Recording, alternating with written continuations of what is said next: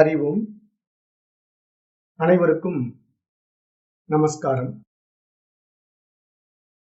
இப்போ நம்ம தத்துவ போதம் அப்படிங்கிற வகுப்பை பார்த்து கொண்டிருக்கின்றோம். இப்போ இந்த தத்துவத்துல இன்னொரு முக்கியமான விஷயத்தை நம்ம ஒப்பிட்டு பார்க்கணும். அதாவது இப்போ நம்ம வேதாந்தத்தினுடைய அடிப்படையில நம்ம தத்துவங்களை பார்த்துக்கிட்டு வரோம். இருப்பினும் இப்போ நம்ம என்ன பண்ணலாம் அப்படின்னா, சாங்கிய தத்துவத்தினுடைய விஷயத்தை நம்ம எடுத்து உள்ள வச்சுட்டு இன்னும் கொஞ்சம் நம்ம விரிவா அதை பத்தி பார்க்கலாம்.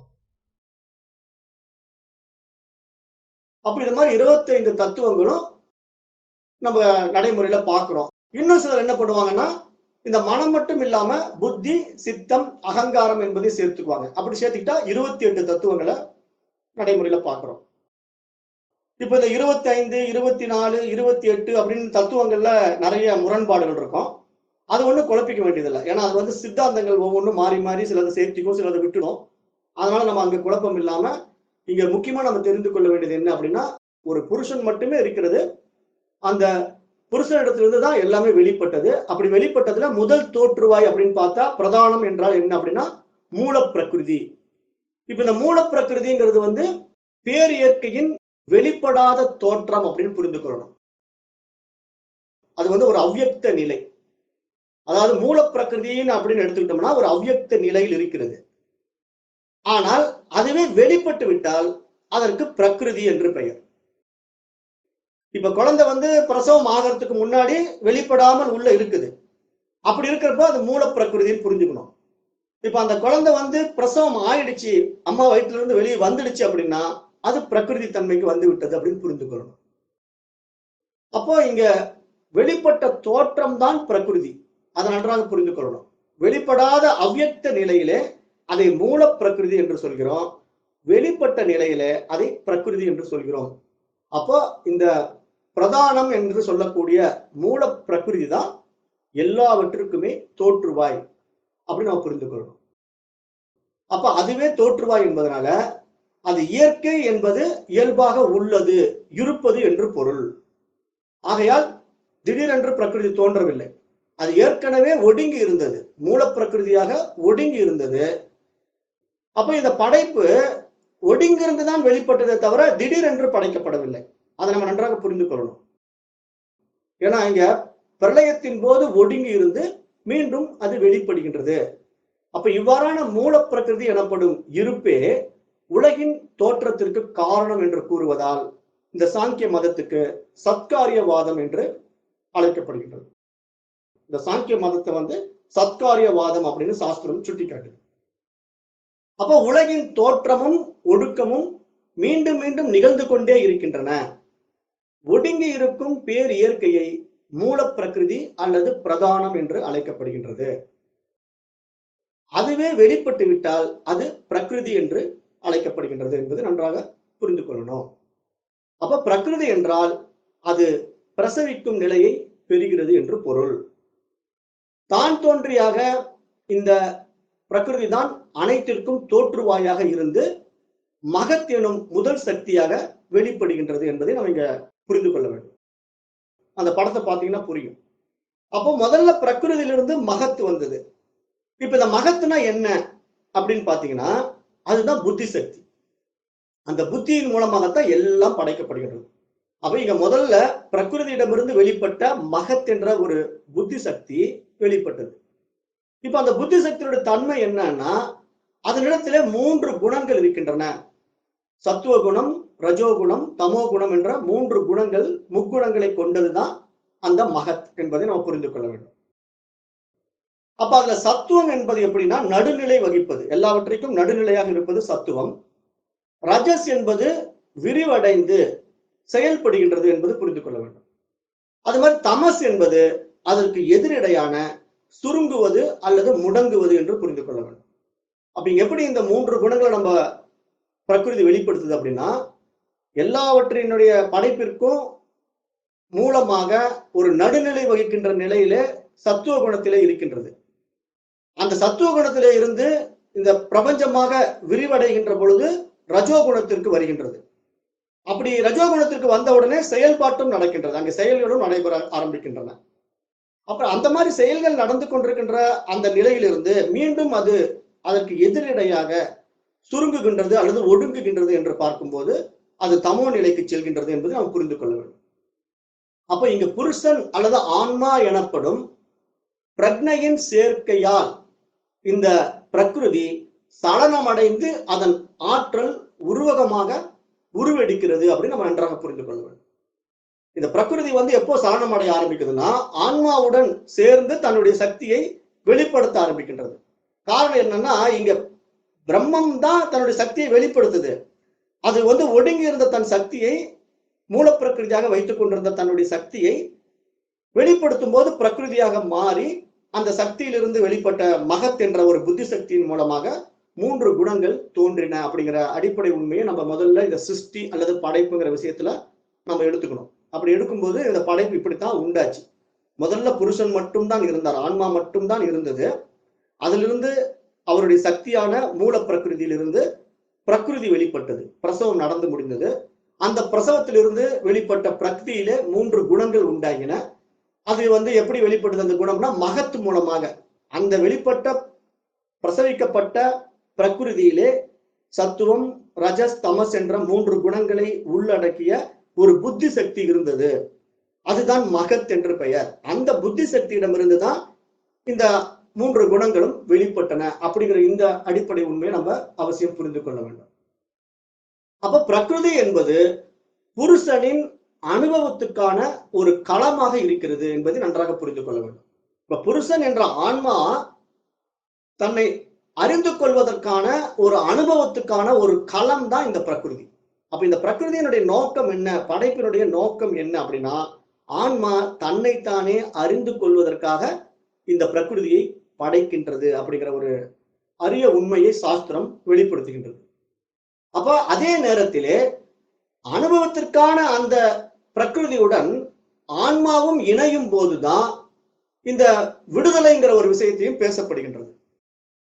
ஏன்னா இப்ப இந்த ஆன்மா எப்படி தன்னைத்தானே அறிந்து கொள்வதற்காக பிரகிருதியாக பரிணமித்தாலும் அந்த பிரகிருதி தன்மையிலிருந்து கீழே மலின நிலைக்கு போகுது இல்லையா? ஏன்னா புத்தி சக்தியிலிருந்து அப்படியே விரிவடைந்து மனம், புத்தி, சித்தம், அகங்காரம் என்று விரிந்து அப்புறம் அதுல 5 பஞ்சபூதங்கள், 5 தன்மாத்திரைகள், 5 ஞானேந்திரங்கள், 5 கர்மேந்திரியங்கள் அப்படின்ட்டு நிறைய உருவங்கள் எடுக்குது. தத்துவங்கள் நிறைய கூட்டிக்கிட்டே போகுது. அப்ப என்ன ஆகுது? அது மிகப்பெரிய மூல நிலையிலிருந்து மலின நிலைக்கு கீழே இறங்கிக்கிட்டே போய் ஒரு மந்தத்தன்மைக்கு போயிடுது. அப்ப திருப்பி அது தன்னுடைய புத்தி சக்தியை உணர்ந்து கொண்டு திரும்ப வேண்டும். ஏன்னா அது எங்கிருந்து வந்ததோ அதே மூலத்துக்கு திரும்ப வேண்டும். அப்ப மீண்டும் தன்னுடைய மகத்து தன்மைக்குள்ள அது போகும்போதுதான் இந்த பிரகிருதிங்கிறது என்னுடைய சக்திங்கிறதே அந்த புருஷன் தெரிந்து கொள்ள முடியும். அப்ப இந்த புருஷன் தன்னுடைய சக்தி என்பதை தானே தெரிந்து கொள்ளக்கூடிய அந்த நிலைப்பாட்டிற்குத்தான் இங்க முக்தி என்று பெயர். இங்கு விடுதலை அப்படிங்கிற விஷயம் மனம் தன்னைத்தான் அறிந்து கொள்ளக்கூடிய பிரதான நிலையை, தன்னுடைய மூலத்தை அறிந்து கொள்ளக்கூடிய ஒரு தன்மையை இங்கு விடுதலை அல்லது முக்தி என்று நாம் அழைக்கிறோம். அதை நன்றாக புரிந்து கொள்ள வேண்டும். அப்ப நாம் இப்படி இந்த விஷயத்தை இப்படி பார்த்துக்கிட்டு வரும்போது முதல்ல இந்த பிரகிருதியிலிருந்து தானே மகத்துங்கிற ஒரு தத்துவம் வெளிப்பட்டது. அந்த மகத்துனா என்ன தெரியுமா? அதுக்கு பொருள் மிக பெரியது என்று பொருள். மகத்துனா மிக பெரியது அப்படின்னு பொருள். அப்ப இதுதான் அனைத்து உயிரினங்களிலும் புத்தி சக்தியாக விளங்குகின்றது. இதை நம்ம தமிழ்ல சொல்லணும் அப்படின்னா பேருணர்வு என்று சொல்லலாம். இந்த மகத்துக்கு தமிழ் விளக்கம் எப்படி கொடுக்கலாம் அப்படின்னா இது பேருணர்வு அப்படின்னு புரிந்து கொள்ளலாம். அப்ப இப்படிப்பட்ட பிரகிருதியோடு புருஷனை தொடர்பு படுத்துவது எது அப்படின்னு பார்த்தா இந்த பேருணர்வு தான் புருஷனோடு தன்னை தொடர்பு படுத்தி பார்க்கின்றது. அப்படி தொடர்பு படுத்துறதுதான் இப்ப நம்ம நிறைய புராணங்கள்ல கதைகளாக நம்ம நிறைய வடிவமைத்திருக்கிறோம். நிறைய கதைகள், புனைக்கப்பட்ட கதைகள் அதில் இருக்கிறது. அதுதான் நான் மீண்டும் மீண்டும் சொன்னேன். மனம் என்பது புருஷனோடு தொடர்பு படுகின்ற பொழுது, ஆன்மாவோடு இறைவனோடு தொடர்பு படுகின்ற பொழுது அது தனித்துவமான இருந்த நிலை மாறி அந்த பேருணர்வு நிலைக்கு, தன்னுடைய உண்மை தன்மைக்கு செல்லுகின்றது அப்படின்னு புரிந்து கொள்ளலாம். தன்னுடைய மூலத்துக்கு திரும்புகின்றது என்று புரிந்து கொள்ளலாம். அப்ப இங்க பேருணர்வு நிலை அதை எப்படி அறிந்து கொள்ள முடியும்னா, இப்ப நம்ம கீழ்நிலைக்கு வந்துட்டோம். பல்வேறு பிறவிகள் எடுத்து அறியாமையிலே இருந்த இந்த மனமானது பரிணாம வளர்ச்சியின் வாயிலாக புல்லிலிருந்து புழுவா பிறந்து ஒவ்வொரு படிப்படியா பரிணமித்து பயணங்கள் பண்ணி நிறைய உடல்களும் நிறைய விஷயங்களையும் நம்ம உள்வாங்கிக்கிட்டே வந்திருக்கோம். இதுல மிகப்பெரிய உயரிய படைப்பாக மனித பிறவி கிடைத்திருக்கிறது. அப்ப இந்த மனித பிறவியில நம்முடைய புத்தி சக்தி விரிவடைந்திருக்கிறது. அனைத்தையும் பகுத்தறியக்கூடிய ஒரு தன்மையை அடைந்திருக்கின்றது. அந்த நிலையிலே நமக்கு என்ன நடக்குது? தன்னைத்தான் அறிந்து கொள்ற ஒரு தன்மை நம்ம இடத்திலே உண்டாகின்றது. நான் யார் என்ற ஒரு விசாரணை நம்ம இடத்திலே வெளிப்பட ஆரம்பிக்கின்றது. அப்ப அந்த மாதிரி ஒரு மூல பிரகிருதியில் இருந்து வெளிப்பட்ட மகத்தின் மூலமாக தன்னைத்தான் அறிந்து கொள்ளுகின்ற ஒரு நிலைப்பாட்டுக்கு பெயர் தான் அகங்காரம் என்று பெயர். அந்த அகங்காரத்துக்கு இங்க என்ன சொல்லலாம் தமிழ்ல அப்படின்னா தன்னுணர்வு என்று சொல்லலாம். அகங்காரத்துக்கு தமிழ் வார்த்தைக்கு வந்து தன்னுணர்வுன்னு பொருள். அப்போ இந்த தன்னுணர்வு வாயிலாகத்தான் அந்த பேருணர்வு நிலையை நம்ம தெரிந்து கொள்ள முடியும். ஏன்னா பேருணர்வுல இருந்து தான் இந்த தன்னுணர்வு நிலை வந்தது. அப்ப தன்னுணர்வு நிலையிலிருந்து தன்னைத்தான் அறிந்து கொள்ளக்கூடிய அந்த பிரத்யேக பகுத்தறிவு தன்மையை பெற்ற மனிதன் மட்டும்தான் தன்னுடைய மூலத்துக்கு திரும்ப முடியும். வேற யாரும் அந்த மூலத்துக்கு போக முடியாது. ஏன்னா மீதி எல்லாம் மனித நிலைக்கு வந்து விட்டது. அதாவது படைப்பின் சாராம்சமாக நம்ம எடுத்துக்கொண்டு போகின்ற அத்தனை விஷயங்களும் அப்படியே விருந்து கொண்டே போகின்ற அந்த பிரபஞ்சம் மிக கீழ்நிலையாகி ஜட நிலைக்குள்ள போயிடுச்சு இல்லையா? ஏன்னா பிரகிருதினாலே நம்ம எப்படி பார்க்கிறோம்? ஒரு ஜடத்தன்மையில பார்க்கிறோம். அப்புறம் ஜடத்தன்மைக்குள்ள போகும்போது அந்த ஜடத்தன்மையிலே எந்த இடத்திலே பேருணர்வு பிரகாசிக்கின்றதோ அந்த நிலையில் தான் அந்த புருஷன் தன்னைத்தான் அறிந்து கொண்டு தன்மயமாக முடியுமே தவிர வேற எந்த நிலைக்குள்ள போனாலும் அந்த புருஷனுக்கு வேறாக அந்த விரிந்த சக்தியானது அந்த சக்தி மாற்றங்களுக்கு உட்பட்டு கொண்டே இருக்குமே தவிர தன்னுடைய மூலத்தை தெரிந்து கொள்ள முடியாது. அப்ப தன்னுடைய மூலத்தை தெரிந்து கொள்ள வேண்டும் என்றால் அது மிக உயரிய பிறப்பாகிய மனித பிறவிக்குள்ள வந்தால் மட்டும்தான் சாத்தியமாகும். அந்த அடிப்படையிலே இந்த மகத்திலிருந்து வெளிப்பட்ட அகங்காரம் தான் நான் என்று பொருள் கொள்ளப்படுகின்றது. அப்ப இந்த அகம் என்றால் நான் என்று பொருள். சமஸ்கிருத வார்த்தையில அகம் என்றால் நான் என்று பொருள், கார என்றால் தன்மை என்று பொருள். அப்போ தன்னுடைய தன்மையை, நான் என்ற தன்னுடைய தன்மையை தானே உணர்ந்து கொள்ளுகின்ற தன்னுடைய சுய உணர்வை குறிப்பதுதான் நீங்க அகங்காரம் என்று புரிந்து கொள்ள வேண்டும். அப்ப அப்படிப்பட்ட தன்னுடைய சுயத்தை, தன்னுடைய தன்னுணர்வை தெரிந்து கொள்ளுகின்ற பொழுதுதான் நான் எங்கிருந்து வந்தேன், எந்த மூலத்திலிருந்து நான் வந்தேங்கிற பேருணர்வு நிலைக்கு நம்ம பயணம் பண்ண முடியும். அப்ப அப்படி போகும்போது தான் நம்ம பிறவா பெருநிலைங்கிற ஒரு நிலையை அடைய முடியும். அப்ப அதையும் நம்ம இங்க புரிந்து கொண்டு பார்க்கும்போது இப்ப நான் இப்படிப்பட்டவன் அல்லது இப்படிப்பட்டவள், என்னால் இதை செய்ய முடியும், எல்லாமே எனக்காக இருக்கின்றன, என்னை தவிர வேறு எதுவுமே இல்லை என்ற எண்ணம் இருக்கிறது இல்லையா? அதுதான் இங்கு அகங்காரம் என்று புரிந்து கொள்ள வேண்டும்.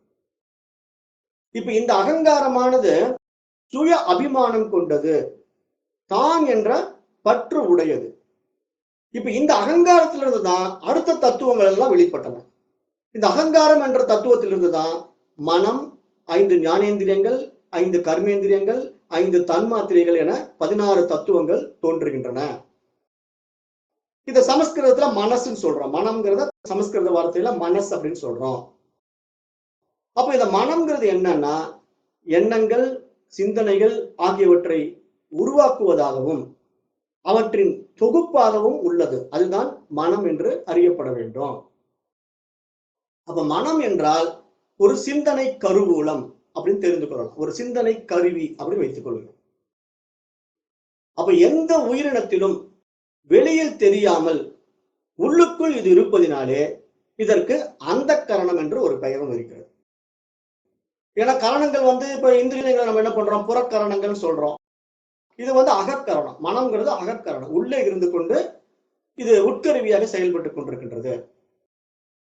அப்ப இப்படிப்பட்ட மனதின் மேலும் சில வடிவங்கள் இருக்கின்றன.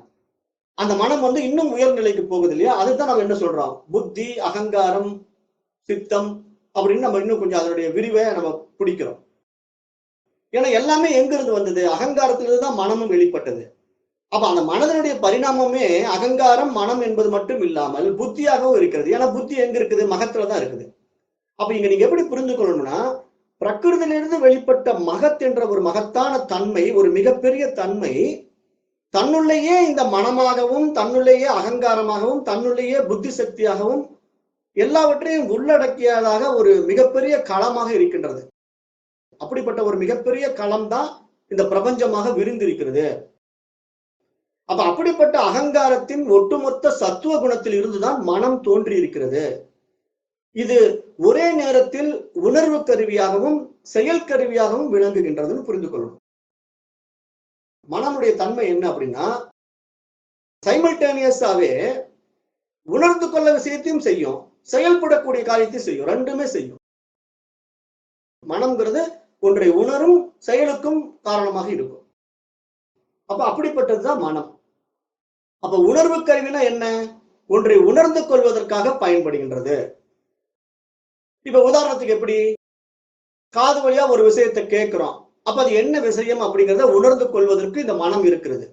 இப்ப அப்படிப்பட்ட மனம் உங்ககிட்ட இருக்கிறதுனால தான் இப்ப நான் என்ன சொல்ல வரேங்கிறத உங்களால உணர்ந்து கொள்ள முடியும். இல்லைன்னா உங்களால நான் என்ன சொல்றேங்கிற சப்ஜெக்டே உங்களுக்கு புரியாது. அப்ப அந்த சப்ஜெக்டை உள்வாங்கி உணர்ந்து கொள்ளக்கூடிய தன்மை, அந்த சிறப்பு அந்த மனதிற்கே இருக்கின்றது. இப்போ அந்த உணர்வு தன்மை மட்டும் இல்லாமல், இப்ப கண்கள் வழியாக காணுவதும் காதுகள் வழியாக கேட்பதுங்கிற ஒரு செயலையும் செய்கின்றது அல்லவா? இப்ப வெறும் காது வழியா கேட்கறது மட்டும் நடக்குதான்னா, கேட்டு உணர்ந்தும் கொள்கிறது, கேட்கவும் செய்கிறது. கண்கள் வழியாக பார்க்கவும் செய்கிறது, பார்த்ததை இதுதான் என்று பகுத்தறிந்து கொண்டு புரிந்தும் கொள்கிறது. அப்ப இங்க இரண்டு விஷயங்களை இந்த மனம் செய்கின்றது. அப்ப ஒரே மனம் உணர்ந்து கொள்ளக்கூடிய கருவியாகவும் செயலை செய்யக்கூடிய செயல் கருவியாகவும் செயல்பட்டுக் கொண்டிருக்கின்றது. அது செயலை செய்ய தொடங்கும் பொழுது அது இந்திரியங்கள் வழியாக அந்த செயல்களை செய்கின்றது. செய்த செயலுடைய தன்மையை உணர்ந்து கொள்ளுகின்ற பொழுது அந்த காரணமாகிய மனதின் வழியாக அனைத்தையும் உணர்கின்றது அப்படிங்கிறத நம்ம இங்க புரிந்து கொள்ள வேண்டும். மேலும் செயற்கருவிகள்ல நமக்கு உடம்புல என்னென்ன இருக்குது? கையால பயன்படுத்துகிற கரங்கள் இருக்கின்றன, நடக்க பயன்படுகின்ற கால்கள் இருக்கின்றன. இதெல்லாம் நம்ம செயற்கருவிகளாக பார்க்கிறோம். செயற்கருவியும் உணர்வு கருவியும் ஒன்று சேர்ந்த ஒரு தன்மை தான் இங்கு மனம் என்பதை நம்ம நன்றாக புரிந்து கொள்ள வேண்டும். அப்ப அப்படிப்பட்ட மனதின் துணை உறுப்புகளாகத்தான் இங்க என்னென்ன இருக்கின்றன? பஞ்ச ஞானேந்திரியங்கள் இருக்கின்றன, அப்புறம் பஞ்ச கர்மேந்திரியங்கள் இருக்கின்றன, அப்புறம் தன்மாத்திரைகள் இருக்கின்றன. இவையெல்லாம் சேர்ந்து ஒட்டுமொத்த ஒரு கருவியாக இந்த மனம் இருந்து கொண்டிருக்கின்றது. நம்ம போன பாடத்திலே பார்த்தோம். சூட்சும சரீரம் என்றால் எதை உள்ளடக்கியது அப்படின்னு நம்ம பார்த்துட்டோம். அப்ப இந்த மனம் என்ற ஒரு தனித்துவமான விஷயம் இத்தனை விஷயங்களை உள்ளடக்கி செயல்பட்டுக் கொண்டிருக்கின்றன. அதுல இந்த கர்மேந்திரியங்கள் என்று பார்க்கும்போது அதில் இரண்டு விதமான பரிணாமங்களும் உள்ளன. கர்மேந்திரியங்களிலே இரண்டு விதமான பரிணாமங்கள் உண்டன. அது என்ன அப்படின்னு பார்த்தா, வைக்கிருத பரிணாமம், பூதாதி பரிணாமம் என்ற இரண்டு பரிணாமங்கள் வெளிப்படுகின்றன. வைக்கிருதம் என்பது அகங்காரத்தின் சத்துவ குணம் மேலிட்டால் ஏற்படுகின்ற மாற்றம் அல்லது வளர்ச்சி என்று புரிந்து கொள்ள வேண்டும். நம்முடைய அகங்காரத்தின் வாயிலாக சத்துவ குணம் மேலோங்கும் போது ஏற்படுகின்ற மாற்றம் அல்லது வளர்ச்சிக்கு பேர் வைக்கிருதம் அப்படின்னு சமஸ்கிருதம் சொல்லுது. பூதாதி என்பது அகங்காரத்தின் தமோகுணம் மேலிட்டால் ஏற்படுகின்ற மாற்றம் அல்லது வளர்ச்சி என்று இங்கு புரிந்து கொள்ள வேண்டும். அப்ப இந்த இரண்டுமே அகங்காரத்தின் ரஜோகுணம் மேலிட்டால் ஏற்படும் தைஜசம் என்ற வடிவின் காரணமாக பரிணமிக்கின்றனங்கிறத இங்க புரிந்து கொள்ள வேண்டும். அப்ப இங்க தமோ குணமும் சத்துவ குணமும் எதனுடைய மேலிட்டால் செயல்பாட்டுக்கு வருதுன்னா ரஜோகுணத்துடைய மேலிட்டால் தான் இப்ப எல்லாவற்றையும் அறிந்து கொள்ள முடியும். இல்லைன்னா நம்ம செயல்படவே முடியாது. செயல்படாம நம்ம எதையும் தெரிந்து கொள்ள முடியாது. அப்ப அதனாலதான் இப்ப நம்ம ஒவ்வொன்றும் செயல்பட்டு தெரிந்து கொள்கிறோம். இப்ப இந்த பாடத்தை படிக்கணும்னாலே அதுக்கு உண்டான ஒரு செயல் விளைவு நம்ம இடத்துல நடந்தாகணும்.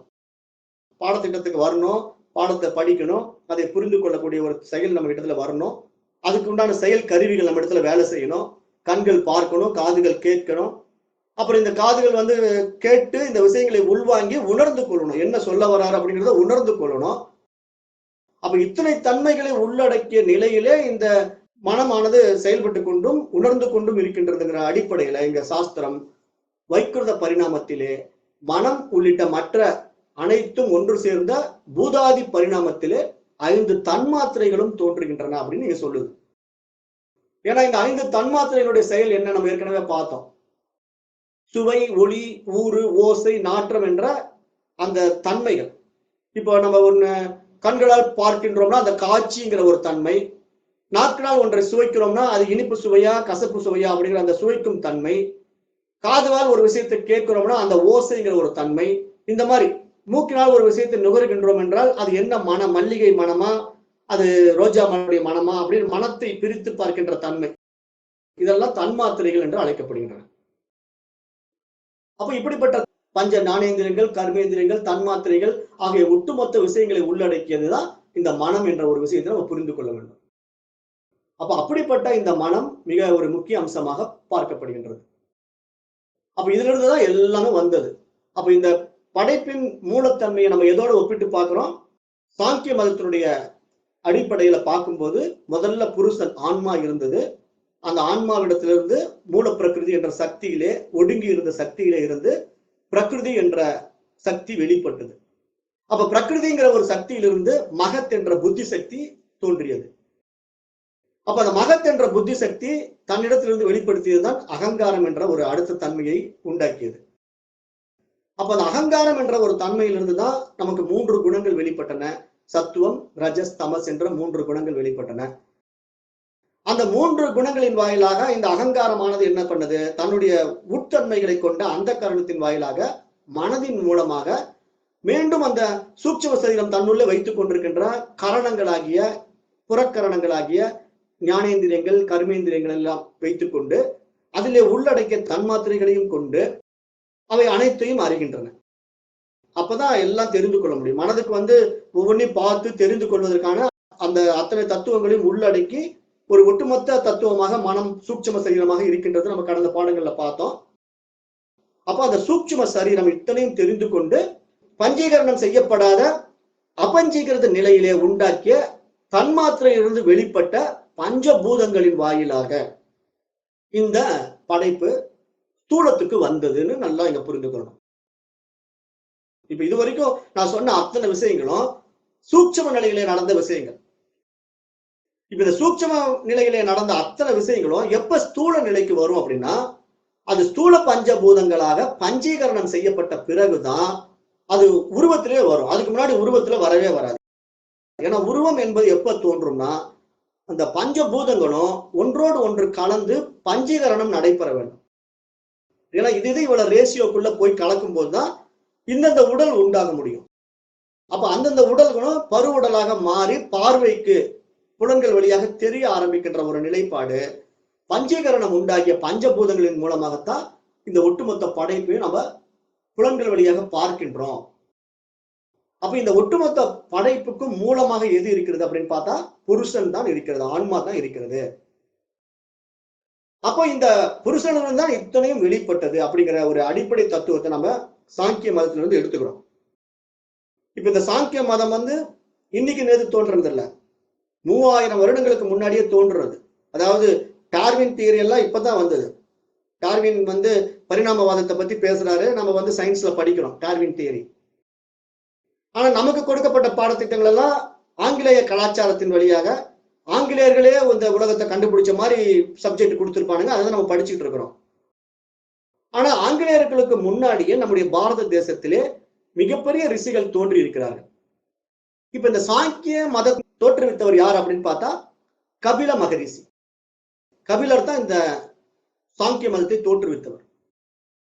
அப்ப கபிலர் தான் முதல்ல 3000 ஆண்டுகளுக்கு முன்னாடி அவர் மிகப்பெரிய ஒரு ஞானி, ஒரு ரிஷி, இந்த பாரத தேசத்திலே தோன்றிய ஒரு மகான். அவர் 3000 ஆண்டுகளுக்கு முன்னாடியே இந்த சாங்கிய தத்துவத்தை இந்த உலகத்துக்கு எடுத்து கொடுத்துட்டார். அப்படிப்பட்ட ஒரு மிகப்பெரிய விஷயத்தை நம்முடைய வேதாந்த சாஸ்திரம் அதற்கு பின்னாடிதான் வருது. இப்ப வேதாந்தம் எல்லாம் அதற்கு பின்னாடி வியாசர் தான் எடுத்து எழுதுறார், தொகுக்கிறார். அப்படி தொகுக்கும் போது நமக்கு என்ன இங்க ஒப்பீடு செய்யறாரு அப்படின்னா, சாங்கிய மதத்தினுடைய பெரும்பாலான விஷயங்களை நம்ம அப்படியே எடுத்துக்கிறோம். அதுல ஒன்றும் தப்பு இல்லை. ஆனா இந்த படைப்பின் மூலமாக நிறைய ஆன்மாக்கள் விட்டதுன்னு சொல்ற அந்த ஒரு விஷயத்தை மட்டும் நான் ஏத்துக்க மாட்டோம். ஏனென்றால் மூல ஆன்மாவிலிருந்து வெளிப்பட்ட இத்தனை விஷயங்களும் வேதாந்தத்தை பொறுத்த வரைக்கும் மாயைங்கிற அடிப்படையில போயிடுறதுனால ஏற்றுக்கொள்ளப்படுவதில்லை. நீங்க வித்தியாசம் புரிஞ்சுக்கணும். இப்ப அவங்க சாங்கிய தத்துவம் என்ன சொல்லுதுன்னா, இந்த படைப்பை இருக்கிறதாகவே பார்க்குது. இது ஒடுங்குது, விடுகிறது, இது மீண்டும் ஒடுங்குகிறது. ஆகவே இது இறைவனுக்கு வேறாக இருக்கின்றது அப்படிங்கிற அளவுல அந்த இருமைகள் இருக்கிறது சாங்கிய தத்துவம். ஆனா வேதாந்த தத்துவம் என்ன சொல்லுதுன்னா, இப்ப இந்த புருஷன்ல இருந்து வெளிப்பட்ட பிரகிருதியாகிய அந்த ஆற்றல், அந்த இறைவனின் ஆற்றல் என்பதனாலே அது இறைவனுக்கு வேறாகவே இல்லை எனும் பொழுது நாம ஏன் அதை பிரிச்சு பார்க்கணும்? அது அவனுடைய சக்தி தானே. அப்ப அவன் மட்டும் தான் இருக்கின்றான். அவனிடமிருந்து வெளிப்பட்ட அத்தனை சக்திகளும் அவனுக்கே உரித்தானது.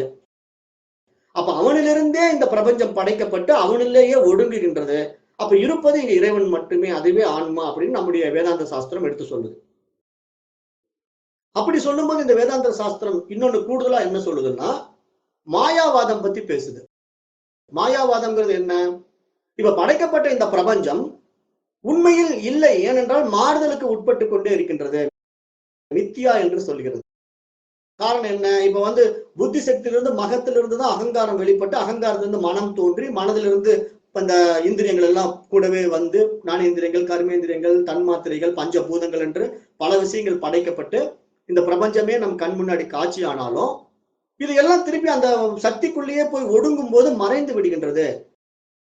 எப்படி ஒரு மாயாவி என்ன பண்றான்? இல்லாத ஒரு பொருளை கொண்டு வரான், தொப்பியிலிருந்து ஒரு புறாவை எடுக்கிறான், மீண்டும் அந்த புறாவை தொப்பிக்குள்ளேயே போட்டுறான், காணாம போயிடுது. அப்புறம் தொப்பி திருப்பி திருப்பி காட்டுறான், அங்க புறா இல்ல. அப்ப இல்லாத ஒன்று வெளிப்பட்டு மீண்டும் அது இல்லாமலே போய் விடுகின்றது. அப்ப அது இல்லாத ஒன்றை நம்ம எப்படி சொல்லணும்? மாயைன்னு தானே சொல்லணும்.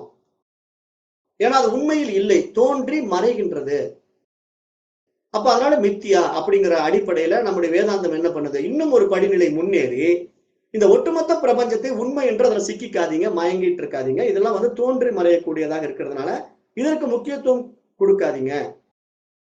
இதனுடைய தோற்றுவாய் யாருன்னு பாருங்க.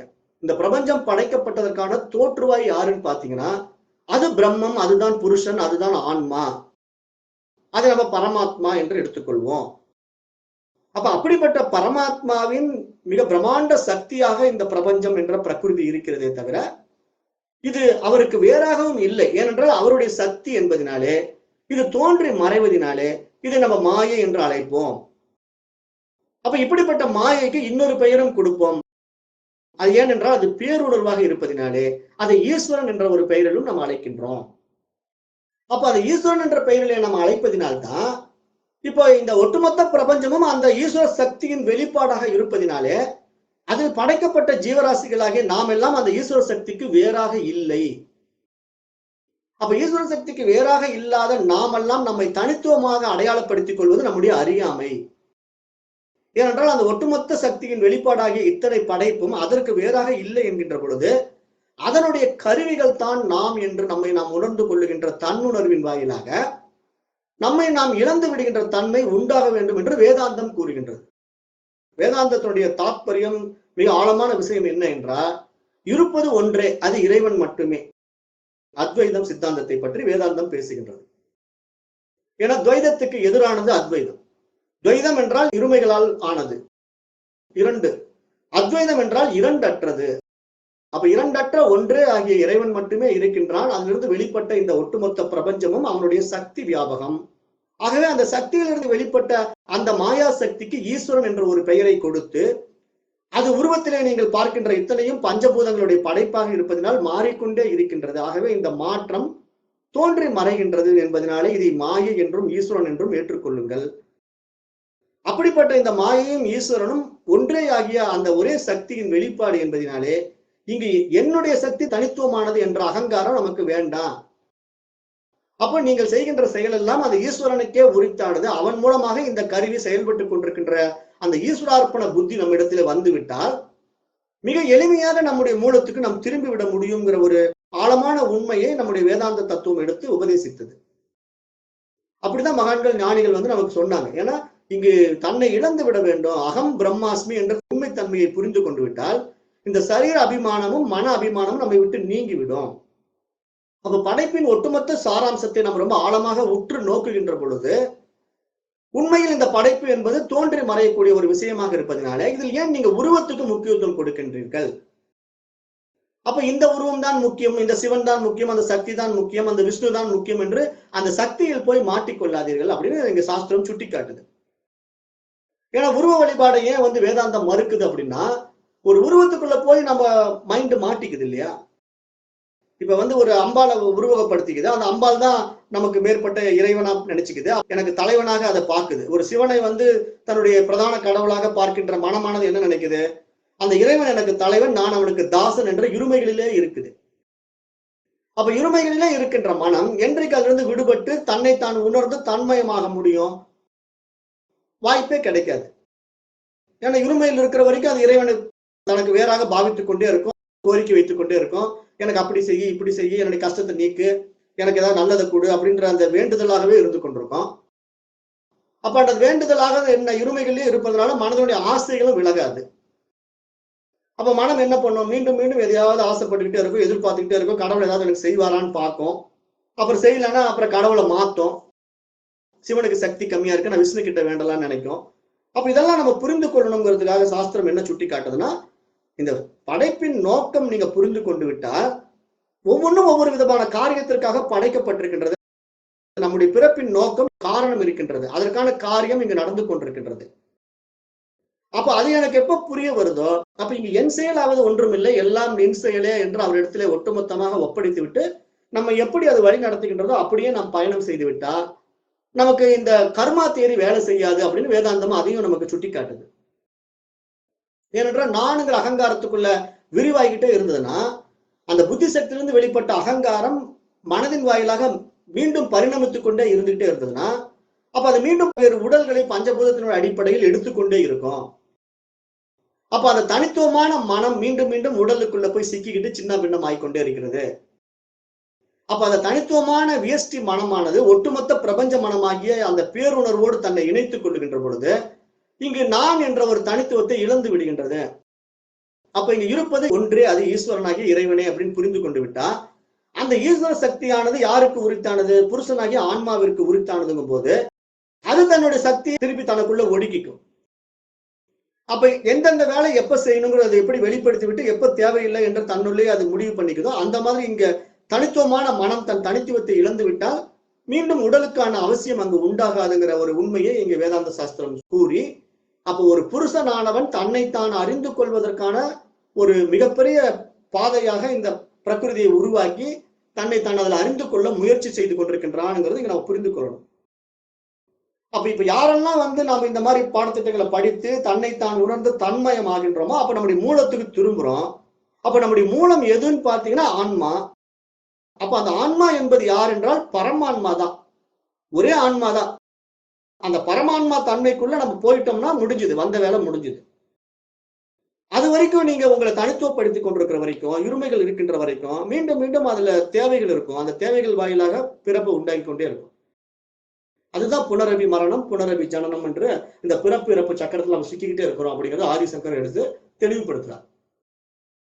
அப்ப இந்த உடல்ங்கிறது பஞ்சபூத அடிப்படையில அதுல எப்படி வெளிப்பட்டது, அதுக்கு எது காரணமாக இருக்கின்றது அப்படின்னு பார்க்கும்போது நம்முடைய கர்மா தியரி தான் காரணமாக இருக்கிறது, அதுதான் காரணத்தேகமாக நமக்கு இருக்கின்றதுங்கிறதெல்லாம் எடுத்து விளக்கி, அப்ப இந்த வெளிப்பட்ட இந்த ஒரு தனித்துவமான உடலை நம்ம சிக்கி கொண்டிருப்பதனால நம்ம மீண்டும் நம்முடைய சோர்ஸுக்கு திரும்பாம இருக்கிறோம். அப்படி நம்ம சோர்ஸுக்கு திரும்பிட்டோம்னா இங்க இருப்பது ஒன்றே ஆன்மா மட்டும்தான் தெரிஞ்சிட்டா இந்த ஒட்டுமொத்த பிரபஞ்சமும் காணாம போயிடும். எப்படி காணாம போயிடும்னா இங்க ஆன்மா மட்டும்தான் இருக்கிறது, பிரம்மம் மட்டும்தான் சத்தியம், ஜகத் மித்தியா. அப்ப தன்னை தான் உணர்ந்து கொண்டு தனித்துவமான தன் பேருணர்வு நிலைக்குள்ள போயிட்டோம் அப்படின்னா மற்றதெல்லாம் இங்க ஒன்றுமற்ற நிலையாக மாறிவிடும். ஏன்னா எல்லாமே என்னுடையதுன்னு ஆயிடும். அப்ப எனக்கு வேறாக எதுவும் இல்லைங்கும் போது நான் எதை பிரித்து பார்க்க முடியும்? அப்ப இதெல்லாம் என்னுடைய சக்தி வியாபகம் அப்படிங்கிற அந்த தெளிவில ஆன்மா தன்னைத்தானே உணர்ந்து கொள்ளுகின்ற பொழுது மீண்டும் அது அந்த உடல் தேவைக்கான அவசியம் இல்லாமல் தன்னுள்ளேயே அதை தன்னை ஒடுக்கிக் கொள்கின்ற அந்த நிலைப்பாடு தான் இங்க முக்தி மோட்சம் என்று கூறப்படுகிறது. இதை நல்லா புரிஞ்சுக்கணும். இந்த முக்தி மோட்சம்ங்கிறது ஏதோ பயங்கரமான ஒரு இலக்கு, இதை அடையிறதுக்காக நான் என்னென்னமோ முயற்சி எடுக்க போறேன், அப்படி தலையெல்லாம் நிக்க போறேன், அந்த ஜபம் பண்ண போறேன், இந்த தியானம் பண்ண போறேன், இந்த மந்திரங்களை உபாசிக்க போறேன், அல்லது அந்த யோகம் இந்த யோகம் ஏதோ செய்ய போறேன்னு என்ன பண்ணாலும் ஒண்ணுமே வேலைக்கு ஆகாது. ஏன் அப்படின்னா அதான் நான் நேற்றைய பாடங்களே சொன்னேன், இத்தனையும் விரும்புவது எது? அந்த மனம்தான் விரும்புது. ஏன்னா அஜ்ஞானத்தினாலே, தன்னை யார் என்று தெரிந்து கொள்ள முடியாத அறியாமையினாலே இந்த மாதிரி ஆசைகள் எல்லாம் உட்பட்டு கொண்டிருக்கிறது. அப்ப இது மாதிரி பாடத்திட்டங்கள் மூலமாக ரிஷிகளும் ஞானிகள் நமக்கு உபதேசித்து வந்த உண்மையை நம்ம உணரும் போது அப்படியே அகத்தில் நம்ம திரும்பி பார்க்க ஆரம்பிச்சோம்னா, புறத்தில் உள்ள இந்த உலகத்தை ஒதுக்கி விட்டு, இந்த புற உலகத்தை நம்ம ஒதுக்கிட்டு அப்படியே நமக்கு அகத்துக்குள்ள திரும்பி நம்ம உள்ள பார்க்க ஆரம்பிச்சோம் அப்படின்னா நமக்குள்ள இருக்கிற உண்மையான விஷயம் என்ன? இங்க அந்த காரணமாகிய மைண்ட் தான் இத்தனைக்கு காரணமாக இருக்கிறது நமக்கு தெரிய வரும். அப்ப இந்த மனம்தான் தன்னுணர்வின் காரணமாக அகங்காரத்திலே வெளிப்பட்டு நான் நான் என்று சொல்லிக் கொண்டிருக்கின்றது. அப்ப இந்த நான் என்று வெளிப்படுகின்ற என்னுடைய தனித்துவமான தன்னுணர்வு தான் நானா அப்படின்னு பார்த்தா இல்லை. இதற்கான அடிப்படை ஆதாரம் பேருணர்வாக இருக்கின்றது. ஏனென்றால் அந்த மகத்திலிருந்து தான் இந்த மனமே தோன்றியது. அப்ப அந்த மகத் என்ற சக்தி அகங்காரமாக வெளிப்பட்டு மனமாக மாறியதுங்கும் போது, அப்ப இங்க தனித்துவமான தன்னுணர்வு நிலையை நம்ம பேருணர்வு நிலையோடு இணைக்கின்ற பொழுது, தன்னுடைய உண்மை தன்மையை உணர்ந்து கொண்டு நான் அதுவாகத்தான் இருக்கிறேன்கிற அந்த சக்தியை நாம் அடையும் போது நம்முடைய மூலத்தை நாம் தெரிந்து கொள்ள முடியும். ஏன்னா அந்த மீண்டும் அந்த பிரகிருதி நிலைக்கு நான் போகும்போதுதான் இந்த பிரகிருதியாக நானே இந்த புருஷன் இருப்பதனால்தான் இருக்கின்றேன்ங்கிற அந்த பேருணர்வு நிலையில உணர முடியும். அந்த பேருணர்வு நிலையில நாம் உணர்கின்ற ஒரு நிலைப்பாட்டில் தான் நம்ம ஒட்டுமொத்தமாக இழந்து அந்த பேருணர்வோடு ஐக்கியமாக முடியும். ஏன்னா அந்த பேருணர்வு சக்தி தான் அது. அப்ப புருஷன் தன்னை தான் உணர்ந்து கொள்வான். ஓ, நானே தான் இத்தனையும் படைத்து இத்தனையும் வெளிப்படுத்தி என்னை நான் உணர்ந்து கொள்கிறேன் அப்படின்ற அவன் தன்னை உணர்வதற்கான ஒரு வாய்ப்பாக இந்த பிரகிருதி படைக்கப்பட்டிருக்கின்றது. அப்போ இந்த பிரகிருதி முதல்ல மூல பிரகிருதியாக பிரதானமாக ஒடுங்கி இருந்தது. அப்ப ஒடுங்கி இருந்ததுதான் இந்த பிரபஞ்சமான பிரகிருதி வெளிப்பட்டதுங்கிறத நம்ம புரிந்து கொள்ளணும். அப்ப பிரகிருதிங்கிறது ஒரு பிரசவ நிலை. பிரகிருதிக்கு முன்னாடி இருக்கக்கூடிய மூல பிரகிருதிங்கிறது அவ்யக்த நிலை, வெளிப்படாத நிலை. அப்ப அந்த வெளிப்படாத நிலையில் இறைவன் தன்னுடைய சக்தியை உள்ளடக்கி கொண்டிருக்கின்றான். எப்பொழுது அவன் தன் சக்தியை வெளிப்படுத்துகின்றானோ அந்த வெளிப்படுத்துவதின் நோக்கம் தன்னைத்தான் அறிந்து கொள்வதற்காகங்கிறத புரிந்து கொள்ளும் போது அப்ப இங்க எல்லாம் மறைஞ்சிடும். அவன் மட்டும்தான் இருக்கிறான். அப்ப இதெல்லாம் அவன் தன்னை அறிவதற்காக செய்யக்கூடிய ஒரு லீலா வினோதம், ஒரு மாய விளையாட்டு அப்படின்னு நம்ம பார்த்து புரிந்து கொள்ள முடியும். அப்ப அந்த ஒரு புரிதல் யாருக்கிட்ட நடக்கணும்? நம்ம ஒவ்வொருத்தருக்குண்டான தனித்துவமான மனதில் நடக்கணும். வேற நீங்க என்ன பண்ணிட்டு இருந்தாலும் வேலைக்கு ஆகாது. புறத்துல பண்ற அத்தனை விஷயங்களும் மனம் பிரவருத்திக்குள்ளேயே போயிட்டு இருக்கும். வெளி விவகாரத்திலேயே சிக்கிக்கிட்டு இருக்கும். அதை செய்யறேன், இதை செய்யறேன். அது இப்ப நிறைய இந்த ஆன்மீகம் புத்தகங்கள், குமுதம் ஆன்மீகம், அந்த ஆன்மீகம், இந்த ஆன்மீகம்ங்கிறதெல்லாம் மக்களை மிக முட்டாள்களாக மாற்றிக் கொண்டிருக்கின்றார்கள். அப்ப அதுல நிறைய புராண கதைகள் எல்லாம் வேற நம்மளை குழப்பி வச்சிருக்கிறதுனால நம்ம நிறைய புற விஷயங்கள்லயே சிக்கிக்கிட்டு இப்படி பண்ணனா அப்படி இருக்குமா, அப்படி பண்ணா இப்படி இருக்கிறோமா. இப்ப பாருங்க, இந்த சிவராத்திரி விழா எல்லாம் எப்படி இருக்குது? டான்ஸும் கூத்து கும்மாளமா மாறி போச்சு இல்லையா? இப்ப இங்க கோயம்புத்தூர் எல்லாம் பாத்தீங்கன்னா சிவராத்திரினாலே அங்க டான்ஸ் கூத்து கொண்டாட்டம் தான். ஏன்னா அதுதான் அவங்களுடைய சந்தோஷம் நினைக்கிறாங்க. ஏன்னா இங்க சிவராத்திரினா என்னன்னு தெரியாததுனால அவங்களுக்கு இந்த மாதிரி ராத்திரினா ஒரு டைம் தான் வர்ற மாதிரியும், அது என்னமோ சிவனுக்கே உரித்தான ராத்திரியாகவும் இவங்களா ஒரு விஷயத்தை நுழைச்சிக்கிட்டு ஏதோ கற்பனையில வாழ்ந்துட்டு இருக்கிறாங்க. எல்லாமே புனைக்கப்பட்ட கதைகள் தான். இங்க இருப்பது ஒன்றே என்று தெரிஞ்சுட்டா இங்க நாளும் கோளும் இல்லை. இங்க ஒண்ணுமே கிடையாது, இறைவன் மட்டும்தான் இருக்கிறான். நாளும் கோளும் நலிந்தோர்க்கு இல்லைன்னு சொல்லுவாங்க, ஒரு பழமொழி இருக்கு. ஏன்னா நலிந்தோர்னா தன்னை இழந்தவன், அவனுக்கு நாளும் இல்லை கோளும் இல்லை. தன்னுடைய தனித்துவத்தை யார் இழந்து விடுகிறார்களோ அவர்களுக்கு இந்த ஒட்டுமொத்த பிரபஞ்சமும் இல்லாம மறைந்து விடும். காரணம் என்னன்னா அவர்கள் தான் பரமனாக, ஆன்மாவாக, புருஷனாக மாறிவிடுகின்றார்கள். அப்ப அவர்களுக்கு தனக்கு வேறாக எதுவும் இல்லைங்கிற அந்த தெளிவு விட்டா பிறகு இல்லாம போயிடுதுங்கிறது தான் இங்க முக்கிய விஷயமாக பார்க்கப்படுகின்றது. அப்ப அப்படிப்பட்ட தத்துவங்களுடைய அடிப்படையிலே நம்ம இவ்வளவு பாடங்களை படித்துக் கொண்டு வருகின்றோம் போது நம்ம நல்ல ஒரு தெளிவுக்கும் ஒரு புரிதலுக்கும் வந்துடணும். அதுக்குதான் உங்களுக்கு இந்த சாங்கிய மதத்தினுடைய அந்த படைப்பின் சிருஷ்டியினுடைய சாராம்சத்தை உங்களுக்கு எடுத்து சொல்லி அதோடு நம்முடைய வேதாந்தத்தினுடைய தத்துவத்தையும் நான் இங்க ஒப்பிட்டு காட்டி இப்ப நமக்கு தெரிய இந்த பாடத்திட்டத்துல இப்ப நம்ம வரிசையா பார்த்துட்டு வந்த விஷயங்கள்ல 5 கோஷங்கள், அதாவது பஞ்ச கோஷங்களை இப்ப நம்ம பார்க்க போறோம். 5 கோஷங்கள் என்ன அப்படின்னு பாத்தீங்கன்னா, நம்ம ஏற்கனவே படிச்சுட்டு வந்த பாட வழிப்படி அன்னமய கோஷம், பிராணமய கோஷம், மனோமய கோஷம், விஞ்ஞானமய கோஷம் மற்றும் ஆனந்தமய கோஷம் என்ற 5 கோஷங்கள் ஆன்மாவை மறைத்துக் கொண்டிருக்கின்றன அப்படின்னு புரிந்து கொள்ளணும். இப்ப இந்த கோஷங்கள் அப்படிங்கறத நம்ம எப்படி புரிந்து கொள்ளணும் அப்படின்னு பார்த்தா, பஞ்ச கோஷாதி அப்படின்னு வேதம் சொல்லுது, சாஸ்திரம் சொல்லுது. 5 உரைகளை கொண்டது ஆத்மா அப்படின்னு சொல்லுது. 5 உரைகளை கொண்டது ஆத்மா. அப்ப இந்த 5 உரைகளை எப்படி நம்ம புரிந்துக்கணும் அப்படின்னு மேலோட்டமா பார்த்தா, இப்ப பனி பிரதேசத்துல வாழுகின்ற ஒரு மனிதன் அந்த பனி காலத்துல பனியினுடைய கடுமையான குளிரை தாங்க முடியாம தனக்கு மேல ஒரு பனியன் போட்டுக்கிறான், பனியனுக்கு மேல ஒரு சட்டு போட்டுக்கிறான், சட்டுக்கு மேல ஒரு சொட்டர் போட்டுக்கிறான், சொட்டருக்கு மேல ஒரு ரெயின் கோட் போட்டுக்குவான். அப்படி நிறைய ட்ரெஸ் அவன் தன் உடம்பு மேல மாத்தி மாத்தி போட்டுக்கிட்டான்னா தான் அவனால குளிர் தாங்க முடியும். ஏன்னா அது பயங்கரமான குளிர் பிரதேசமா இருக்கக்கூடிய ஒரு நிலை. அப்ப அந்த பலவாறான துணி அடுக்குகளை கொண்ட ஒரு மனிதன் தன்னுடைய உடலை மறைத்துக் கொண்டிருக்கின்றான். அப்ப அவனே என்ன பண்றான்? வீட்டுக்கு வரான். வெளியே வந்து இந்த மாதிரி கிளைமேட்ல இப்படி இருக்கிறான். வீட்டுக்குள்ள வந்த உடனே அந்த பனிக்காலத்துல வீட்டுல ஹீட்டர் போட்டுக்குவான். ஹீட்டர் போட்ட உடனே என்ன பண்ணுவான்? அந்த ட்ரெஸ்ஸை பூரா களைச்சிடுவான். மேல இருக்கிற அத்தனை ட்ரெஸ்ஸையும் களைச்சிட்டான்னா அவனுடைய உண்மையான உடம்பு என்ன, ரியல் உடம்பு என்னவோ அதுக்கு வந்துருவான். அதுக்கு மேல அவன் போர்த்தி கொண்டிருந்த அத்தனை ட்ரெஸ்ஸுகளும் அவனுக்கு போர்த்தப்பட்டதாகத்தான் இருக்கிறதே தவிர அது அவன் கிடையாது. அது மாதிரி இங்க ஆன்மா 5 உரைகளால் போர்த்தப்பட்டிருக்கின்றது. அந்த 5 உரைகளை தான் நம்ம என்ன சொல்றோம்? அன்னமய கோஷம், பிராணமய கோஷம், மனோமய கோஷம், விஞ்ஞானமய கோஷம் மற்றும் ஆனந்தமய கோஷம் என்று சாஸ்திரம் அழைக்கின்றது. அப்ப இந்த அன்னமய கோஷம் என்றால் என்ன அப்படின்னு பார்த்தா, அன்னத்தினால் உண்டாக்கப்பட்டது. அன்னம் என்றால் சாப்பாடு. அப்ப இந்த சாப்பாட்டினால உண்டான உரைக்கு வந்து அன்னமய கோஷம் என்று பெயர். இப்ப காற்றினால் ஒரு உரை இருக்கிறது. இந்த உடல் இயங்கணும்னா அதுக்கு ஒரு காற்று தேவை, சுவாசிப்பதற்கான காற்று தேவைப்படுவதனால காற்றினால் ஒரு உரை இருக்கின்றது. அதற்கு பிராணமய கோஷம் என்று பெயர். சரி, இந்த காற்றும் இந்த உடலும் பருவுடலும் இருந்தால் போதுமா? அப்படியே இயங்கிக்கிடுவோமா நாமனா? இயங்குவதற்கான நமக்கு புத்தி சக்தி வேணும் இல்ல, என்ன ஏதுன்னு பகுத்தறியக்கூடிய ஒரு மனசக்தி வேணும் இல்லையா? அப்ப அந்த அடிப்படையில இது இன்னது என்று அறிந்து கொள்வதற்கான ஒரு எண்ணங்களின் தொகுப்பாக மனோசக்தி நம்ம இடத்தில் தேவைப்படுகின்றது. அது மனோமய கோஷமாக பார்க்கப்படுகின்றது. சரி, மனோமய கோஷத்தினால நான் இது இன்னது என்று தெரிந்து கொண்டு வைத்து விட்டேன். அது மீண்டும் எனக்கு நடைமுறைக்கு வரணும். எப்பெல்லாம் நான் பார்க்கறேனோ அது இன்னதுன்னு பிரித்தறியக்கூடிய ஒரு பகுத்தறிவு இடத்துல இருக்கணும். அப்ப அது என்னுடைய புத்தி சக்தியாக அடுத்த நிலைக்கு போகிறது. அதுதான் விஞ்ஞானமய கோஷமாக பார்க்கப்படுகின்றது. அப்ப இது மாதிரி நிறைய நுட்பமான விஷயங்களை உள்ளடக்கிய என்னுடைய பருவுடலும் சூட்சும உடலும் ஒன்று சேர்ந்த நிலையில நான் இன்னும் ஒரு விஷயத்தை தெரிந்து கொள்கிறேன்.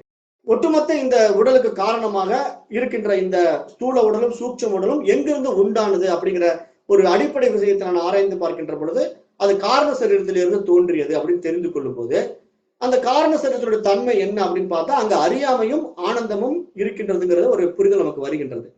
ஏன் அங்க ஆனந்தம் வருகின்றதுன்னா, அந்த இடத்துல ரஜோகுணம் இழந்து விட்டு தமோ குணத்துல போய் ஒடுங்கிடுது மனம். அப்ப மனம் வந்து ரஜோகுணத்துல இல்லைன்னா அங்க எல்லாவற்றையும் இழந்து விடுகின்ற நிலையில நம்முடைய இயல்பாகிய ஆனந்தம் அங்கு பிரகாசித்துக் கொண்டிருக்கின்றது. சத்துவ குணத்துல நம்முடைய இயல்பு ஆனந்தம் தான்.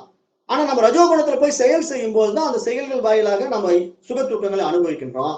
அதன் வாயிலாக நமக்கு பாவ புண்ணியங்கள் உண்டாகின்றது. அதனால கஷ்டங்கள் வருது. மீண்டும் நம்முடைய சோர்ஸுக்குள்ள போய் நம்ம திரும்பும் போது அங்கு நமக்கு எந்த சிரமங்களும் இல்லை. மனதினால் ஏற்படுகின்ற பிரச்சனைகள் அங்கு இல்லாத போது ஆனந்தம் தானாகவே பூரித்து விடுகின்றது. ஆனாலும் அந்த ஆனந்தத்தையும் நம்ம அனுபவித்துக் கொண்டிருக்கின்ற அந்த அடிப்படை புரிதல் அங்கு இல்லாம நம்ம உறங்கிக் கொண்டிருக்கிறதுனால அது ஒரு அறியாமை நிலையாகவும் பார்க்கப்படுகின்றது. அப்ப இங்க நம்ம எப்படி புரிந்து கொள்ளணும் இந்த ஸ்தூல சரீரத்தை அப்படின்னா, இந்த மொத்த பருவுடல் வந்து அன்னமய கோஷம். அது மாதிரியே இந்த காற்று உரையாகிய பிராணமய கோஷம், மனோ உரையாகிய மனோமய கோஷம், அறிவுசார் உரையாகிய புத்தி சக்தியாகிய விஞ்ஞானமய கோஷம், அப்புறம் இந்த இத்தனை 3 கோஷங்களையும் உள்ளடக்கியதுதான் சூட்சும சரீரமாகிய மனம் என்று புரிந்து கொள்ள வேண்டும். ஒட்டுமொத்த மனமாக பார்க்கப்பட வேண்டும். அப்ப நம்ம உடம்பு வந்து இந்த ஸ்தூல சரீரம் வந்து ஒரே ஒரு விஷயத்தை உள்ளடக்கி இருக்கிறது. அது வந்து அன்னமய கோஷத்தை உள்ளடக்கி இருக்கிறது அப்படின்னு நல்லா புரிந்து கொள்ளணும். இந்த ஸ்தூல சரீரம் வந்து ஒரே ஒரு விஷயத்தை உள்ளடக்கி கொண்டிருக்கின்றது. அது அன்னமய கோஷம். நம்முடைய சூட்சும சரீரமாகிய நம்முடைய இன்னொரு உடல் இருக்கு இல்லையா, அது 3 விஷயங்களையும் உள்ளடக்கி இருக்கிறது. அது என்னன்னா பிராணமய கோஷம், மனோமய கோஷம், விஞ்ஞானமய கோஷம் என்ற 3 கோஷங்களை உள்ளடக்கி இருப்பதுதான் நம்முடைய சூட்சும உடல். அப்புறம் நம்ம இன்னொரு உடல் இருக்குல்ல, காரண உடல், அது ஆனந்தமய கோஷத்தை உள்ளடக்கி இருக்கிறது. அப்ப இந்த 5 கோஷங்களும் ஒன்று சேர்ந்த நிலையில ஸ்தூல சூட்சும காரண உடல்கள் நமக்கு கொடுக்கப்பட்டிருக்கின்றன. ஆனால் ஆத்மா இந்த 5 உரைகளுக்கும் அப்பால் இருக்கின்றது நன்றாக புரிந்து கொள்ள வேண்டும். ஏனென்றால் இந்த 5 உரைகளும் ஆத்மாவின் மீது போர்த்தப்பட்டிருக்கின்றது. அப்ப அதனால நான் உரைகளோ அதன் மகிழ்ச்சியோ துன்புறத்திலோ அல்ல. நான் உரையிலிருந்து வேறுபட்டவன். நான் ஒரு தற்காலிக குடியிருப்பாளன். நான் அவர்களுடன் அடையாளம் காணப்படவில்லை. நான் வித்தியாசமானவன். அவைகளுக்கு முற்றிலும் வேறானவன் என்று எது இருக்கிறதோ அதுதான் ஆன்மா. ஆன்மா இதுல எதிலும் சம்பந்தப்படாது. இந்த ஸ்தூல உடலையும் சம்பந்தப்படாது, சூட்சும உடலாகிய 3லும் சம்பந்தப்படாது. எது இந்த 3 கோஷங்கள், பிராணமய கோஷம், மனோமய கோஷம், விஞ்ஞானமய கோஷத்திலும் சம்பந்தப்படாது. காரண உடலாகிய ஆனந்தமய கோஷத்திலும் சம்பந்தப்படாது. ஏன்னா அதெல்லாம் அது கழட்டி வீசக்கூடிய விஷயம். நம்ம நேத்தே பார்த்தோம். எனக்கு வேறாக நான் வாட்சியை கழட்டி வச்சுட்டேன்னா அந்த வாட்சியை நான் என்று நான் சொல்ல மாட்டேன். ஏன்னா நான் என்னுடைய கையை என்னுடைய கால் தான் நான் ஒட்டுமொத்த உடம்பா நான் வச்சுட்டு இருக்கிறேன். அது மாதிரி இங்க கோஷங்கள் ஆன்மாவிற்கு வேறாக இருக்கிறது. எப்பொழுது வேணா கழட்டி வீசிடலாம். அப்ப கழட்டி வீசக்கூடிய இந்த கோஷத்தை நான் என்று சொல்ல முடியாதுங்கிறதுனால என்னுடைய உண்மைத்தன்மை ஆன்மாவாக இருப்பதனாலே இவையெல்லாம் எனக்கு வேறானவைகள்ங்கிற தெளிவு நம்ம இடத்துல இருக்கணும். ஏன்னா இதெல்லாம் அனாத்மா விஷயங்களாக இங்கு தத்துவ போதம் நமக்கு உபதேசிக்கிறது. தத்துவ போதத்தினுடைய இப்ப நம்ம என்ன சப்ஜெக்ட் பார்த்துட்டு இருக்கிறோம் அப்படின்னா, ஆத்மா அனாத்மாவை பற்றி பார்த்து கொண்டிருக்கிறோம். அதை நம்ம மறந்துடக்கூடாது. அப்ப ஆத்மாவுடைய தன்மை என்ன என்று நம்ம புரிந்து கொள்வதற்காக தான் இத்தனை விஷயங்கள் எடுத்துக்கிட்டு வரோம். அப்ப இங்க ஆத்மா என்றது ஒரு மிகப்பெரிய புருஷன். அந்த புருஷன் தான் நம்ம பிரம்மம் என்றோம். அந்த பிரம்மத்திலிருந்து வெளிப்பட்டதான் இத்தனை தத்துவங்களும். அதுல முதல் தத்துவம் மூல பிரகிருதியாகிய அந்த பிரம்மத்தினுடைய மகா சக்தி பிரகிருதியாக வெளிப்படுகின்றது. அப்படி பிரகிருதியாக வெளிப்படுவதைத்தான் நம்ம நாமரூபங்களுக்குள்ள கொண்டு வரோம். எப்படி கொண்டு வரோம்? சிவம் சக்தின்னு கொண்டு வரோம். இப்ப சிவம் என்பது பிரம்மம், சக்தி என்பது அம்பாள். அப்ப இது ரெண்டும் ஒன்று சேர்ந்ததுதான் இங்க அர்த்தநாரீஸ்வரர் தத்துவமாகவும் நம்ம பார்க்கிறோம். அப்ப அர்த்தநாரீஸ்வரர் தத்துவத்துக்குள்ள அந்த புருஷனும் சக்தியும் ஒன்று சேர்ந்த நிலை. அப்ப ஆன்மாவும் அந்த பிரகிருதியும் ஒன்று சேர்ந்த நிலை. ஆன்மாவும் மாயையும் ஒன்று சேர்ந்த நிலை. ஏன்னா அம்பாளை நம்ம மாயைன்னு சொல்றோம். அம்பாளுக்கு நம்ம பல பேர் வைக்கிறோம். மாயைன்னு சொல்றோம், ஈஸ்வரின்னு சொல்றோம். அதை வேதம் ஈஸ்வரன் சொல்லுது. ஈஸ்வரன் நீங்க ஆண் பால்ல சொன்னாலும் ஈஸ்வரின் பெண் பால்ல சொன்னாலும் அது ஒரு சக்தி தானே. அப்ப சக்தி என்பதனால நம்ம பெண் பால்ல எடுத்துக்கிறோம். ஏன்னா சக்திங்கிறது நம்ம அம்பாளை தானே பார்க்கிறோம். சிவம் என்பது தானே நம்ம ஆண் பாலா பார்க்கிறோம். சக்தி என்பதை பெண் பாலா பார்க்கிறோம். இதெல்லாம் நமக்கு ஏற்றி வைக்கப்பட்ட எண்ணங்கள். அதையும் நம்ம புரிந்து கொள்ளணும். இங்க எல்லாமே நமக்கு ஏற்றி வைக்கப்பட்ட எண்ணங்களாக இருப்பதனால இங்க பிரம்மம் என்றது நம்ம ஆண்பாலா பார்க்கிறோம்னா ஒரே ஒரு பரமாத்மா இருக்கிறார். அவர் உண்மையா நம்ம ரொம்ப டீப்ல போய் பார்த்தா அவர் ஆணும் அல்ல, பெண்ணும் அல்ல, அணியும் அல்ல. அவருக்கு எந்த ஒரு மனித உடல் உண்டான விஷயங்களே அவர் கிடையாது. ஏன்னா இங்க மனித உடலுக்குள்ள வரும்போதுதான் இது ஆணு, இது பெண்ணு, இது அழி அப்படிங்கிற சமாச்சாரம் எல்லாம் பஞ்சபூதங்களுக்குள்ள வரும்போதுதான் இந்த மாதிரி பிரச்சனை எல்லாம் வருது. பஞ்சபூதங்களுக்கு அப்பாற்பட்ட ஆத்மனை, பரமனை, பரமாத்மாவை ஆத்மான்றதான் நம்ம சொல்லணுமே தவிர சிவம்னா ஆண்பால் அப்படின்னு வச்சுக்கிட்டு இருக்கிறதால நம்முடைய அஜ்ஞானம் தான், அறியாமை தான். ஏன்னா இங்க சிவம் என்றால் பெரியது, உயர்ந்ததுன்னு தான் அதுக்கு அர்த்தம். அழிக்க முடியாதுன்னு தான் அர்த்தம். சிவம் என்றால் அழிவற்றது, மங்களகரமானது அப்படின்னு பொருள். அப்படிப்பட்ட ஒரு தன்மையை தான் நம்ம ஆத்மா அப்படின்னு சொல்றோம். சிவம்ங்கிற வார்த்தைக்கு அதுதான் பொருள். அப்ப அந்த பரமனை, ஆத்மனை, பரமாத்மாவை, பரபிரம்மத்தை நம்ம இப்படிதான் புரிந்து கொள்ளணும். அதுக்கு ஒரு உருவத்தை கொடுத்து இது ஆணு, அது பெண்ணுங்கிறதெல்லாம் நம்ம புரிதலுக்காக கொண்டு வந்தது. அது புராணங்கள் நுழைக்கப்பட்டது. ஏன்னா அடிப்படை விஷயங்களை நம்ம தெரிந்து கொள்ளணுங்கிறதுக்காக. அப்ப அதனால இங்க கோஷங்கள் என்றால் மறைப்பது என்ற பொருளில் நீங்க புரிந்து கொள்ள வேண்டும். அந்த கோஷங்கள் ஆன்மாவை விட பெரியதா அப்படின்னு உடனே கற்பனைக்கு போயிடக்கூடாது. ஆன்மாவையே மறைக்குது, அப்ப இது ஆன்மாவோட பெருசா இருக்குமா? இப்ப எப்படி ஒரு வாட்சுக்கு ஒரு மேல கேஸ் இருக்கு. அப்ப அந்த வாட்சியை மூடிக்கொண்டிருக்கின்ற அந்த மேல இருக்கிற கேஸ் அந்த வாட்சியை விட கொஞ்சம் பெருசா இருந்தா தான் அந்த கேஸுக்குள்ள போய் வாட்ச் உட்காரும். அப்ப அது மாதிரி நம்ம கற்பனை பண்ணிக்க கூடாது. இப்ப ஆன்மா ஏதோ சின்னதா இருக்கும் போல் இருக்கு, அதுக்கு மேல இதெல்லாம் போட்டு போத்திக்கிட்டு இருக்கும் போல் இருக்குன்னு உடனே மைண்ட் அப்படி ஒரு கற்பனைக்கு போகும். இதெல்லாம் ஒரு புரிதலுக்காக சொல்லப்படுகிறது, போர்த்தப்பட்டிருக்கிறது அப்படிங்கிறதெல்லாம் புரிதலுக்காக. ஏன்னா ஆன்மா மட்டும்தான் இருக்கிறது. இதெல்லாம் போற விஷயங்கள். நம்ம ஆன்மா உள்ள எப்படி ஒரு பானைக்குள்ள பூந்துட்டதுனால பானைக்குள்ள இருக்கிற ஆன்மா ஒரு குறுகிய தன்மையா நம்ம பார்க்கறது நம்முடைய மனசு. இது ஏற்கனவே நான் உதாரணம் கொடுத்துட்டேன்.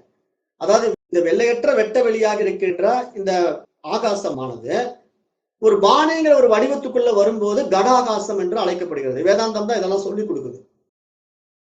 அப்ப பானைக்குள்ள ஒரு ஆகாசம் உள்ள பூந்துக்கிட்ட உடனே நம்ம கட ஆகாசம்ன்றோம். பானைக்கு வெளியே இருக்கக்கூடிய ஆகாசத்தை மகாகாசம்ங்கிறோம்.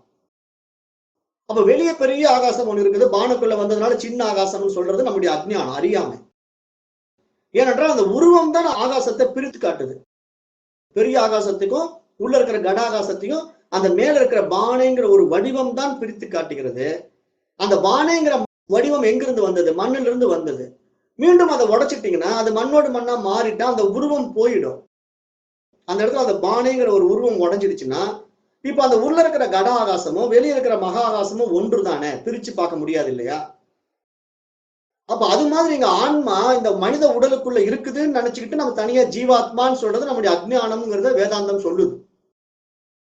வேதாந்தம் மீண்டும் மீண்டும் என்ன சொல்லுதுன்னா, தனித்தனியா பானைக்குள்ள நிறைய ஆகாசங்கள் இருக்கிறதுனால அத்தனை கட ஆகாசங்கள்னு பிரித்து பார்ப்பது உன்னுடைய அஜ்ஞானம்.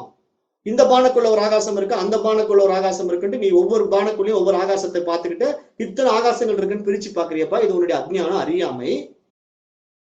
இருப்பது ஒரே ஆகாசம் தான். அது தனியா பானைக்குள்ள போய் பூந்துக்கிட்டதுனால நீ கடாகாசம்னு பேர் வச்சுக்கிட்டு இருக்கிற. அது தப்பு. அந்த பானை என்ன தோன்றி மறையக்கூடியது தானே. மண்ணிலிருந்து நீ ஒரு குயவனால் உருவாக்கப்பட்ட பானை மீண்டும் நாளடைவில் உடைந்து அது மீண்டும் மண்ணோடு மண்ணாக மாறப்போகிறது. அதுபோல பஞ்சபூதங்களினால் உண்டான இந்த உடல் மீண்டும் பஞ்சபூதங்களுக்கு திரும்ப போகின்றது. அப்ப வந்து போகின்ற இந்த உடலா நான் கிடையாது. அப்ப இந்த உடலுக்குள்ள ஒரு தனியா ஆன்மா எங்கிருந்து வந்தது? உடலுக்கு வெளியே தனியா ஒரு ஆன்மா எங்க இருக்குது? பரமாத்மான்னு ஒண்ணு வெளியே இருக்குது, உள்ள ஜீவாத்மான்னு ஒண்ணு இருக்குதுங்கிறதெல்லாம் அறியாமையான விஷயங்களாக பார்த்து அவைகளெல்லாம் மனதிலிருந்து நீக்கி ஒரு தெளிந்த ஞானம் நம்ம இடத்துல வந்தால்தான் ஆன்ம ஞானம் என்பது நமக்கு உண்டாகும். ஆன்ம ஞானம்னா என்ன? ஆன்மாவை பற்றி அறிதல் தானே ஆன்ம ஞானம். அப்ப உண்மையான ஆன்மாவின் தன்மை என்ன என்று யார் அறிந்து கொண்டு தன்னுடைய மூலத்துக்கு திரும்புகின்றானோ அவன் தான் ஆன்ம ஞானி, அவன் தான் ஜீவன் முக்தன் என்று புரிந்து கொள்ள வேண்டும். அப்ப இந்த பஞ்ச கோஷங்களை இப்படி நம்ம புரிந்து வச்சிருக்கிறோம். இன்னும் நாளை வகுப்புல இன்னும் கொஞ்சம் விரிவா போயிட்டு இன்னும் அடுத்தடுத்து இந்த தத்துவ போதம் நூல் எதை பற்றி எல்லாம் சொல்ல போகுதுங்கிறத நாளை வகுப்புல பார்க்கலாம். இன்றைய வகுப்பை நான் இத்துடன் நிறைவு செய்கிறேன். நன்றி.